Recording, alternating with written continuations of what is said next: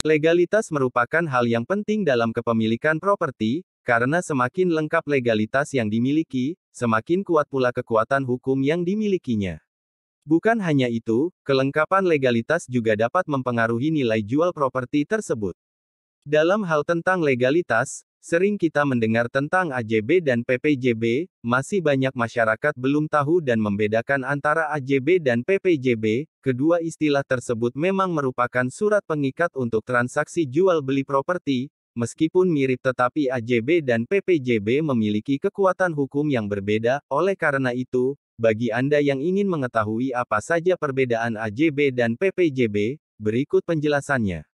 Apa itu AJB? AJB atau biasa disebut akta jual beli adalah akta atau catatan bukti yang sah transaksi antara penjual dan pembeli, pembuatan akta yang dibuat oleh pejabat pembuat akta tanah (PPAT). AJB ini memiliki kekuatan hukum yang cukup tinggi. AJB menyatakan bahwa telah sah terjadi peralihan kepemilikan suatu properti.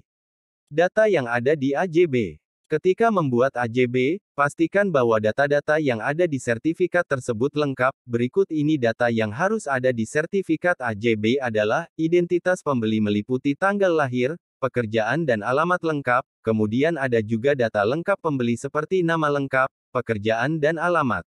Ada juga informasi mengenai jenis properti yang dijual berikut sertifikat dimiliki. Hal ini meminimalisir kesalahan. Jangan lupa untuk memeriksa nomor sertifikat properti yang dijual dengan nomor yang ada di AJB.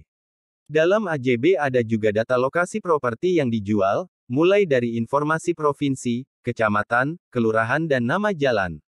Terakhir, terdapat informasi tentang luas properti yang dijual serta harga propertinya.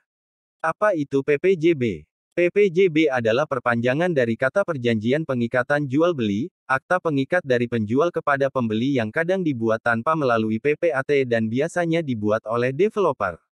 PPJB ini biasanya dibuat setelah pembeli melakukan pembayaran secara lunas penjual atau kredit minimal uang down payment. Data yang ada dalam PPJB. Dalam PPJB biasanya berisikan data pihak penjual dan pembeli, kewajiban bagi penjual, uraian objek pengikatan jual beli, jaminan dari penjual, waktu serah terima, pengalihan hak, pembatalan pengikatan serta pasal-pasal penyelesaian perselisihan. Perbedaan AJB dan PPJB. Perbedaan AJB dan PPJB adalah sifat otentiknya, karena AJB dibuat langsung oleh PPAT sementara PPJB tidak. Karena sifatnya yang non-otentik, akhirnya membuat PPJB tidak mengikat tanah sebagai objek perjanjiannya, sehingga tidak menyebabkan beralihnya kepemilikan tanah dari penjual ke pembeli. Sebenarnya ada beberapa faktor yang membuat mengapa beberapa developer lebih memilih membuat PPJB sebagai akta pengikat. Hal tersebut biasanya dilakukan karena untuk rumah baru biasanya sertifikat digunakan sebagai jaminan bank sehingga tidak bisa dilakukan beralihnya kepemilikan seperti balik nama dari penjual ke pembeli. Dengan demikian, PPJB merupakan ikatan awal yang bersifat non-otentik yang nantinya akan digunakan untuk keperluan pembuatan AJB yang bersifat otentik. Setelah terbitnya AJB maka terjadilah perpindahan status kepemilikan secara sah dari penjual ke pembeli. Demikianlah penjelasan tentang perbedaan AJB dan PPJB.